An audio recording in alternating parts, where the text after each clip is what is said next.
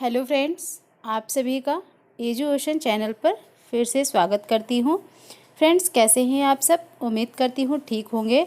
और इस लॉकडाउन के समय में आप सभी अपने अपने घरों में अपनी स्टडी को जारी रखे होंगे, ऐसा मैं उम्मीद करती हूँ। और ऐसा करना भी चाहिए, क्योंकि ये जो समय मिला है हमें, तो हमें इसका उपयोग अपनी स्टडी में करना चाहिए, क्योंकि इसके अलावा हमें समय नहीं मिल पाता था उतना। तो इस समय हम लोग अपने घरों में हैं, तो सबसे अच्छा कार्य यही है कि हम अपनी स्टडी को जारी रखें और जिस किसी भी एग्ज़ाम की प्रिपरेशन कर रहे हैं तो अपना अच्छे से तैयारी करें, जिससे हमें उसमें सफलता भी मिल जाए। तो चलिए शुरू करते हैं आज का वीडियो। आज इस वीडियो में हम कला के प्रमुख तत्वों में तान, पोत और अंतराल के विषय में पढ़ेंगे। इसके पहले मैंने 2 वीडियो अपलोड कर दिए हैं, कला के प्रमुख तत्व का पार्ट फर्स्ट और पार्ट सेकंड। पार्ट फर्स्ट में रेखा और रूप के विषय में बताया गया है, पार्ट सेकंड में रंग टॉपिक पे हमने बताया है। तो अगर आपने वीडियो नहीं देखा है वो, तो डिस्क्रिप्शन में लिंक दे दूँगी, वहाँ से उसको भी देख लीजिएगा। और आज इस वीडियो में हम तान यानी कि टोन, पोत, टेक्सचर, अंतराल, स्पेस के विषय में जानेंगे। तो ये 6 तत्व जो हैं वो बहुत ही महत्वपूर्ण होते हैं किसी भी चित्रकार के लिए। जब वो एक चित्र बनाता है तो उसमें इन 6 तत्वों की बहुत ही आवश्यकता होती है। इनमें से किसी भी एक तत्व के बिना वो चित्र पूरा नहीं हो सकता है। तो चित्रकला में ये टॉपिक काफ़ी इम्पॉर्टेंट है और सभी एग्ज़ाम में कला के प्रमुख तत्व से क्वेश्चन हमेशा पूछे गए हैं और पूछे जाते रहेंगे। तो आप सभी इस वीडियो को पूरा देखिएगा। और चैनल पर अगर नए आए हैं तो चैनल सब्सक्राइब करें, बेल आइकन प्रेस करें, जिससे सभी वीडियो का नोटिफिकेशन आपको मिल सके। चलिए शुरू करते हैं आज का टॉपिक। सबसे पहले तान के विषय में जानेंगे। टोन क्या होता है? तो तान क्या होता है कि तान रंगत के हल्केपन व गहरेपन को कहते हैं। किसी भी रंग में अगर हम काला या सफ़ेद रंग मिला देते हैं तो इसके मिश्रण से विभिन्न प्रकार की तानें प्राप्त की जा सकती हैं। और चित्रतल हमारा द्विआयामी होता है। चित्र में तान के प्रयोग से त्रिआयामी प्रभाव भी उत्पन्न किया जा सकता है। तान यानी कि तान रंगत के हल्केपन व गहरेपन को ही कहते हैं। रंग की प्रकृति को रंगत कहते हैं, जैसे कि पीलापन, कालापन, हरापन आदि। तो तान को मुख्य 3 भागों में बांटा गया है। और जब हम किसी भी रंग में काला सफ़ेद मिला देते हैं, जैसे किसी भी रंग में हम अगर काला मिला देते हैं, पीला रंग है, पीले में काला मिला दिया, तो उस रंग की तान गहरी हो जाती है। और अगर उसमें हम जैसे रेड कलर है, रेड में वाइट मिला दिए तो उसको हम हल्का बना सकते हैं। तो इस तरह से काला या सफ़ेद रंग मिलाने पर उस रंग की तान को गहरा व हल्का बनाया जा सकता है। और तान को 3 मुख्य भागों में बांटा गया है। कौन कौन से? पहला है प्रकाशित या हल्की तान, दूसरा है मध्यम तान, तीसरा है छाया या गहरी तान। तो श्वेत श्याम दोनों को साथ मिलाने पर तान के साथ साथ वर्ण की सघनता भी परिवर्तित हो जाती है। अगर हम काला और सफ़ेद दोनों को एक साथ मिला देते हैं तो तान के साथ साथ रंग की सघनता भी बदल जाती है। तान द्वारा चित्रकार सामंजस्य, संतुलन, विरोधाभास के साथ साथ विविध प्रभाव भी चित्र में प्रदर्शित करता है। सबसे पहले हल्की या प्रकाशित तान के विषय में देखते हैं। तो हल्की या प्रकाशित तान चित्र में प्रसन्नता और उल्लास का प्रभाव दर्शाती है। यदि हम मध्यम तान की बात करें तो मध्यम तान से संघर्ष, उत्तेजना को प्रकट करती है। और यदि गहरी तान के विषय में देखें तो गहरी तान चित्र में निराशा तथा रहस्यमयता का वातावरण प्रस्तुत करती है। तो इस तरह से तान 3 प्रकार होते हैं तान के। और हल्की या प्रकाशित तान से प्रसन्नता और उल्लास का प्रभाव दर्शाया जाता है चित्र में। मध्यम तान संघर्ष और उत्तेजना को प्रकट करती है। गहरी तान निराशा तथा रहस्यमयता का वातावरण प्रस्तुत करती है। चित्र के अग्रभूमि में निकटता दर्शाने हेतु प्रखर तथा पृष्ठभूमि में दूरी दर्शाने के लिए धुंधली तान का प्रयोग किया जाता है। तान के कुशल प्रयोग द्वारा चित्र में त्रिआयामी प्रभाव भी उत्पन्न किया जाता है। अगर चित्रतल हमारा द्विआयामी होता है तो चित्र में हम तान के प्रयोग से त्रिआयामी प्रभाव भी उत्पन्न कर सकते हैं। तान का महत्व एवं प्रयोग। चित्रतल अगर द्विआयामी है तो चित्र में तान का प्रयोग करके हम वहाँ पर त्रिआयामी प्रभाव उत्पन्न कर देते हैं और तान के प्रयोग द्वारा दृष्टि भ्रम भी चित्र में उत्पन्न किया जाता है। तान के प्रभाव से पोत का सृजन होता है। तो इस तरह से तान का महत्व एवं प्रयोग भी आप जान गए होंगे और अब हम पोत या वयन के विषय में पढ़ेंगे। पोत या वयन क्या है? पोत किसी भी सतह या धरातल की बनावट उसकी पोत कही जाती है। ईश्वर ने प्रकृति के विविध पोतों का निर्माण किया है जिसके आधार पर मानव, धरती, वृक्ष, आकाश आदि में अंतर हम कर पाते हैं। इसका अनुभव दो प्रकार से होता है, पहला आँखों द्वारा, दूसरा अनुभूति द्वारा। सामान्यतः पोत तीन प्रकार के होते हैं, पहला प्राप्त पोत, दूसरा अनुकृत पोत, तीसरा है सृजित पोत। प्राप्त पोत क्या है? प्राप्त पोत वह होता है जो प्रकृति तथा मानव निर्मित वस्तु में होता है, जैसे काष्ठ फलक पर, लकड़ी, पत्थर आदि पर जो निर्मित किया जाता है। दूसरा है अनुकृत पोत। अनुकृत पोत क्या है?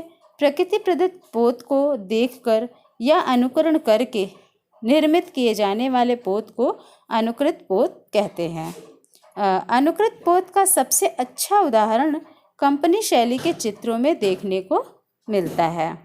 तीसरा है सृजित पोत। सृजित पोत का निर्माण कलाकार अपने यंत्र साधनों की सहायता से करता है। इसे कृत्रिम पोत भी कहा जाता है। सृजित पोत 20वीं सदी की खोज है जिसमें कलाकार नवीन प्रयोग कर चित्र रचना में जुटा हुआ है। आधुनिक कलाकार पिकासो की कृतियों में पोत की विविधता हमें देखने को मिलती है। पोत के माध्यम से चित्रकार चित्र में अंतराल की एक रस्ता समाप्त कर संतुलन तथा प्रभाव दर्शाने का प्रयोग कर रहा है। आधुनिक कला में कोलाज पद्धति पोत के प्रति सजगता से ही विकसित हुई है। इसी प्रकार पारदर्शी कागज को सतह पर चिपकाकर उससे भी पोत का निर्माण किया जाता है। जैसे कोलाज हम बनाते हैं तो उसमें कागज के छोटे छोटे टुकड़ों को चिपकाकर हम बना देते हैं, तो वहाँ पर उस पद्धति से ही हम पोत का निर्माण करते हैं।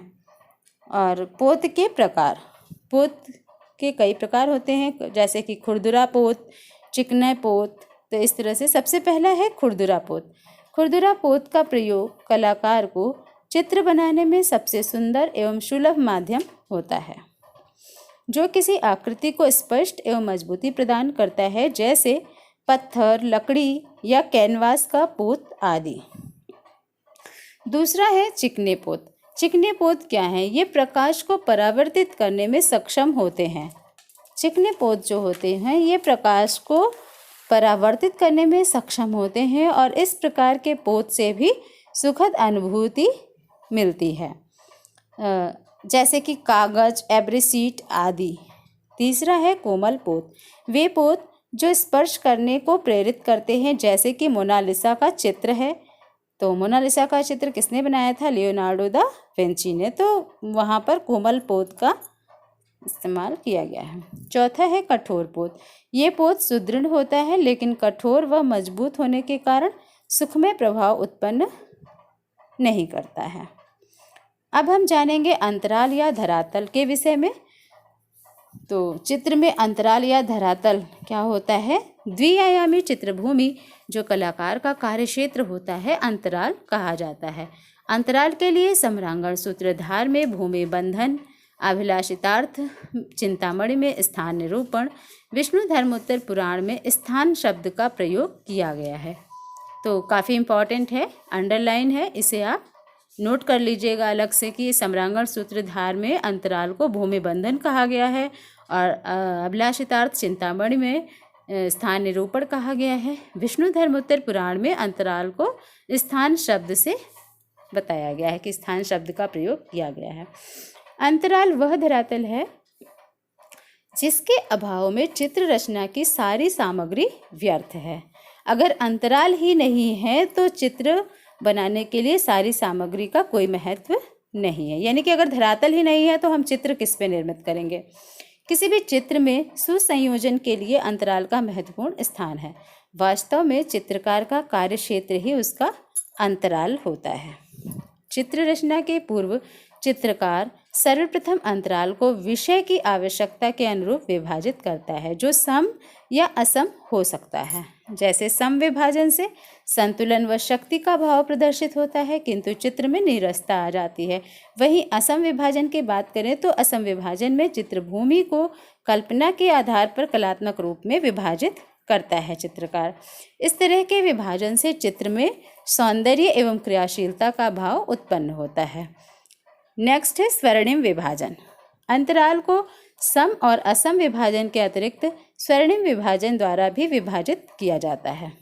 स्वर्णिम विभाजन प्राचीन यूनान के कलाकारों द्वारा किया गया है।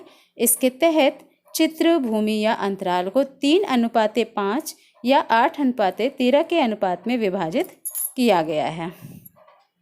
फिर है सक्रिय अंतराल। सक्रिय अंतराल क्या है? अंतराल में प्रमुखतम रूपों से युक्त अंतराल को ही सक्रिय अंतराल और शेष भाग को सहायक अंतराल कहा जाता है। रूप की स्थिति के साथ अंतराल का महत्वपूर्ण संबंध होता है। अंतराल में रूप की स्थिति उसके महत्व को घटा बढ़ा सकती है। मुख्य आकृति कभी भी अंतराल के केंद्र में नहीं बनाना चाहिए, क्योंकि चारों दिशाओं से समान बल पड़ने के कारण दृष्टि को थकान का अनुभव होता है। चूँकि अंतराल धरातल का ही अंग होता है, अतः धरातल की जो बनावट होगी वही अंतराल की भी बनावट होगी।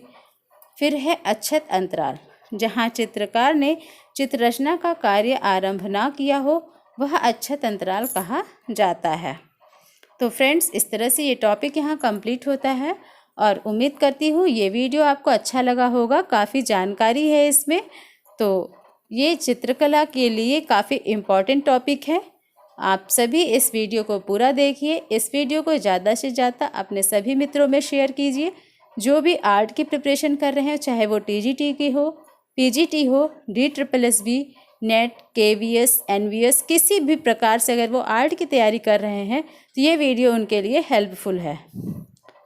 फ्रेंड्स, अगर आप चैनल पर नए आए हैं तो चैनल सब्सक्राइब करें, बेल आइकन प्रेस करें। इस चैनल पर आपको इसी तरह से इम्पॉर्टेंट वीडियो मिलते रहेंगे, तो उनका नोटिफिकेशन आपको टाइम से मिल सके। इस वीडियो के डिस्क्रिप्शन में मैं बाकी 2 पार्ट के भी लिंक दे दूंगी, वहाँ से आप वो भी देख सकते हैं। तो चलिए, ये टॉपिक यहाँ पर कंप्लीट होता है। आगे हम कुछ और पढ़ेंगे अपने अगले वीडियो में। फिर मिलेंगे, तब तक के लिए take care and bye bye.